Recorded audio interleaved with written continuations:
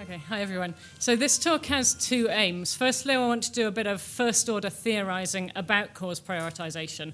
I want to share with you some of the thoughts that spin my head when I'm deciding which causes to donate to, which things to spend my research time on. And then secondly, I'm hoping this talk will serve as an example of the ways in which apparently abstract theoretical ideas from moral philosophy might have direct, real-world, practical relevance. So I'm going to be talking a little bit about how one of the areas that I do abstract research in, namely population ethics, might end up radically affecting where you think you should be donating your philanthropic dollars. Okay, so here's a brief outline. I'm going to be talking about this issue of global prioritization, and in particular, what I see as a potential tension between two things that are very, very commonly thought in this area. So lots of people think that reducing child mortality is one of the best things we can try and do. Lots of people think that expanding family planning services is one of the best things we can try and do. And I want to flag and start to voice a worry you might have that thinking these two things simultaneously is in deep tension with one another. Then secondly, I want to say a bit about how this looks when we start to make things quantitative, when we start to take a benefit-cost approach to our analysis. Then I'll say why population ethics is relevant to this. And then finally, from my discussion of population ethics, I'll float the idea that a certain theory, which I'll call total utilitarianism, might be the right abstract theory of population ethics. And so then I want to know, how do these benefit-cost analyses look if we agree with that? What does your benefit-cost analysis look like if you decide that your views are totally utilitarian? Okay, so the big question of global prioritization, as we've seen, is what are the best ways in which we can try and improve the world? And you have a long list to choose from because, as we all know, there's a long list of ways in which the world currently is non-ideal. So you might try to do something about armed conflict, you might try to do something about immigration or water sanitation or disease. We need somehow to weigh these things up against one another. And as we've started to see in some of the talks this morning, attempting to do this, of course, raises a bunch of very difficult issues. These are both conceptual issues and empirical issues. So on the empirical side, one should think and worry about the extent to which one's proposed intervention actually, as a matter of empirical fact, succeeds in achieving the aim that it set out to achieve. Those are the empirical questions. On the conceptual side, at the same time, we face the issue that these different interventions that we're trying to choose between, say, improving water and sanitation conditions or eliminating certain diseases, while those things clearly both bring benefits, they bring very different kinds of benefits. So somebody asked in one of their questions this morning, we need to be thinking about how one could weigh up those two very different kinds of benefits against one another, and it's not obvious how to do so. We also face the point that there are inevitably going to be some tough choices there. In the prioritization arena, before you start giving away your money, it's not enough to note that some cause is good. You need to know how good is it, and specifically you need to know how good is it in comparison with the other things that you might be spending your money on. So before you're giving your money away, you want to know not just whether this thing is a good thing to do, but whether it gets the special gold star of being a top global priority. Okay, all of those things said and flagged, however, and be the conversations as they may, there is something of a consensus around at least the following two proposed interventions. Firstly, very many people think that interventions whose aim is to reduce child mortality should be top global picks when you do this global prioritization calculation. So GiveWell and Giving What We Can, for example, have consistently recommended the Against Malaria Foundation as top choices for your charitable dollars. And the calculations that back up that claim look specifically at the fact that when the Against Malaria Foundation hands out its insecticide nets, one of the main effects of that is reducing deaths from malaria in children under 5. And in the calculations, it's that component of what AMF does that leads to the very high benefit cost scores for that intervention. To a slightly lesser extent, but still quite popular, is the idea that we can do an awful lot of good in the world by increasing the availability of family planning in the developing world. So the Bill and Melinda Gates Foundation thinks and often says this. The 2012 Copenhagen Consensus slightly more tentatively arrived at a similar conclusion. This line of thought is driven especially by neo-Malthusian concerns about overpopulation. So if you think there are there are too many people in the world and the population growth rate, especially in developing countries, is too high. And if you think this is true to such an extent that it's affecting the extent to which we're able to conserve natural resources or other aspects of the environment for future generations, if you think that high population growth rates are holding back economic progress in developing countries, then you might think it would be a good thing, all things considered, if we could reduce the birth rate. And so you might think that funding family planning interventions to reach some of the millions of women in the developing world who currently don't have access to modern contraception might be one of the best ways you can spend your money. Okay, so I worry a lot about whether these two lines of thought can be reconciled. Here's a first pass at the worry. Suppose I buy both of these lines of argument, and suppose I decide to donate to both of these causes. So I give some money to the Against Malaria Foundation, and I donate some money to family planning-based charities. What effect am I having in the world? Well, the most obvious effect I'm having when I reduce child mortality is I'm making it the case that more human life years get lived. It's easy to get into a frame of mind where that looks like a good thing, right? Of course, human life is valuable. More of it, other things being equal, would be better. But then if I also donate to a family planning intervention, what's the main thing I'm doing there? It looks like the most obvious effect I'm having is reducing the number of human life years that get lived. And then it looks as though I need to make my mind up, right? I either think that more human life years is a good thing, in which case fund mortality reduction, or I think that on balance it's a bad thing, in which case fund family planning. But how could I think they're both good things simultaneously? So that's, at a naive level, the basic worry that I want to investigate in this talk. So in these diagrams, the time goes from left to right, and each bar represents the life of one individual. So in the top bar graph, I've got a little picture of a situation where I just keep all my money for myself. I don't do this EA thing. Suppose that in that situation, a particular couple, those are the brownish and the red people at the top, those are the parents. In this situation, the no intervention scenario, this couple has 6 children, and let's suppose that 3 of these children survive to adulthood and 3 of them die in infancy. Now I consider various alternatives to this scenario, right? So in alternative number 1, I give my dollars to the life-saving intervention. Maybe the result of that is that all 6 children survive to adulthood, so that's the second picture. In the third scenario, I don't fund the life-saving intervention, but I do fund the family planning intervention. Maybe the result of that is that instead of having 6 children, this couple has 3 children, and maybe of those 3, 2 out of the 3 survive to adulthood. So that's the third picture. But now look at the fourth one. If I do both of those things together, then maybe in that situation, the couple has 3 children and all 3 survive to adulthood. Now the point is to compare the first diagram with the last one. My interventions were motivated in the first instance by wanting to increase the number of lives that got lived to adulthood. And in the second situation, because I was worried about neo-Malthusian concerns, I wanted to decrease the instantaneous population size so that I could encourage economic progress and so forth. But actually, the net difference between the first scenario and the last is neither of those things. It's just that I've eliminated some short lives. There are 3 children who would otherwise have been born but died young, who are not born at all in the last scenario. Either way, there are 3 people living to adulthood. Now, you might think at the end of the day that it's somewhat a good thing to eliminate these short lives, or you might not. That discussion could go either way. But the point is, it's quite hard to see if that's the net effect of all the stuff I've done, how doing that could still count as a top global priority. The rhetoric of saving lives or of speaking to neo-Malthusian concerns about overpopulation, the things that were supposed to be driving the debate, don't seem to be able to rationalize doing both of these things at once. Okay, so that's the worry. So now let's zoom in a little bit on that worry. When we have these explicit prioritization discussions, for example, if you look at the literature that goes into the Copenhagen Consensus, this is a global discussion where you pose the question, if you had $75 billion to improve the world, what would you spend it on? And we try to take a rigorous quantitative approach to this question. So we've got a fixed amount of money to spend. We want to do the most good possible. That means that we need to be thinking about how much good we could do by each proposed intervention per dollar spent. And we need to be trying to quantify the amount of good we could do for each proposed intervention per dollar spent. So that is to say, we need to somehow manage to resolve these difficult decisions about how to trade off different kinds of benefits against one another and come up with a benefit-cost ratio on a common scale for the different interventions.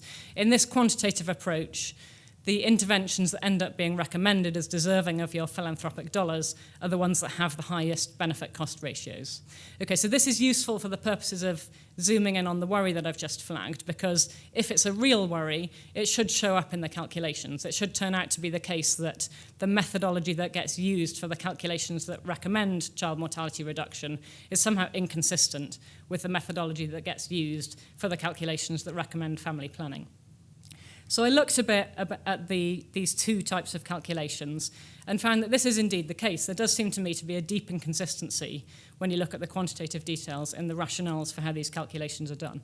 If you look at the calculations in the analysis that GiveWell gives for the Against Malaria Foundation, the reason that charity comes out as very cost-effective, as I mentioned earlier, is that it saves a large number of it averts a large number of deaths in children under 5 per dollar spent.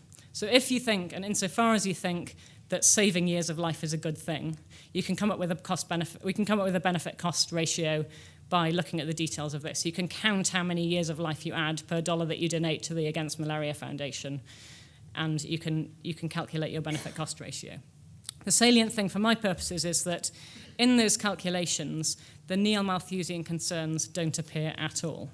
But then you might think, well, hang on a minute. Insofar as I really think overpopulation is a serious concern, maybe my calculation should be taking this into account. So this is a somewhat unfashionable thing to say, but it seems like it's something that we need to have out in the open. If I really think there are too many people on the planet and that this is having serious deleterious consequences for the well-being of future generations, then when I save a child's life, I should be somewhat torn. Right? I should be thinking, well, on the one hand, I've given more years of life to this one child. That's a good-making feature of a thing that I've done.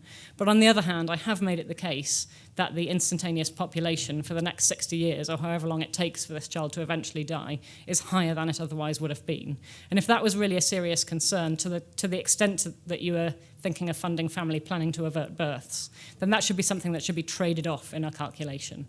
And at the moment, in the existing calculations, it's not there. What about family planning? When you look at the calculations for family planning, you see that the opposite thing is the case. The calculations that generate apparently favourable-looking benefit-cost ratios for family planning interventions focus entirely on the effects on other people of averting a birth. So they try to calculate, for example, the extent to which they think economic progress will be furthered by having fewer births. But if you think that, again, if you think human life is valuable, then you might think, well, hang on, when I avert a birth, there's also a significant cost that I might want to trade off against that benefit. I've made it the case that 65 years of life, or however many it is, that would otherwise have been lived, don't exist at all. Maybe that's a cost that should be traded off against the economic growth benefits of family planning interventions. Maybe.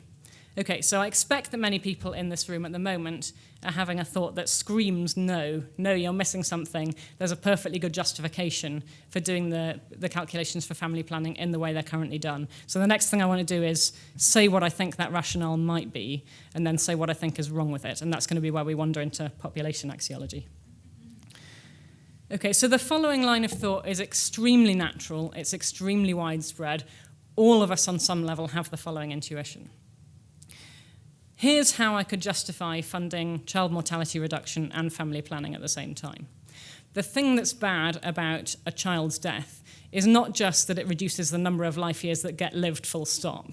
The point is that there's a victim, there's a person who suffers a loss of the rest of their life. Whereas in contrast, if I fund family planning interventions, yes, it results in less years of life getting lived, but there's no victim. Precisely because I averted the birth, there is no person who suffers the loss of their life as a result of my intervention. And if you think that's highly salient, then you might well think that it's perfectly consistent to think both of these things are top picks simultaneously. So this is the intuition that adding an extra person to the world, other things being equal, that is to say, if you could do so in a way that doesn't affect anybody else's well-being level, is neutral. It's neither good nor bad. Okay, so now this is where we get into the debates in theoretical population axiology. Moral philosophers have argued, to my mind, utterly persuasively, that although this intuition is extremely natural, it's ultimately incoherent. So this might be one place in which you come into the philosophy room with strong intuitions, but rational argument leads you to revise them. The point is the following simple one. So if this intuition of neutrality is to be something of relevance to effective altruism, it's got to be an intuition about which possible worlds are better or worse than which others. The point, after all, is to make the world as good as possible. We're trying to climb as high as we can up this betterness ranking of possible worlds. So the intuition's got to be about that if it's relevant. But in order for the intuition to be about the betterness ordering of possible worlds, it would have to be the following claim. It would have to be the claim that when you add an extra person to the world, other things being equal, you generate an alternative state of affairs that is neither better nor worse than the starting one. It's equally as good. Why is that problematic? It's problematic because that principle now is borderline inconsistent. And the way you can see this is by noting that there's more than one possible way in which you could add a given extra person to the world, and those possible ways are not all equally as good as one another. So in this little diagram, you have A is the status quo state of affairs in which you don't add an extra person. A1 is a state of affairs in which you add an extra person, say, at a well-being level of 5. A2 is a different state of affairs in which you also add an extra person to the status quo, but you do so in such a way that that extra person is massively better off. They have a well-being level of 100 instead of 5. So now the point is, clearly A2 is better than A1. Everybody thinks that. But then it follows that they can't both be equally as good as the status quo. But the principle of neutrality said that they are both as good as the status quo because they're both a way of adding an extra person to the world without affecting any pre-existing person's well-being level. And so the moral of the story is this principle of neutrality has to go. Yes, it was very intuitive.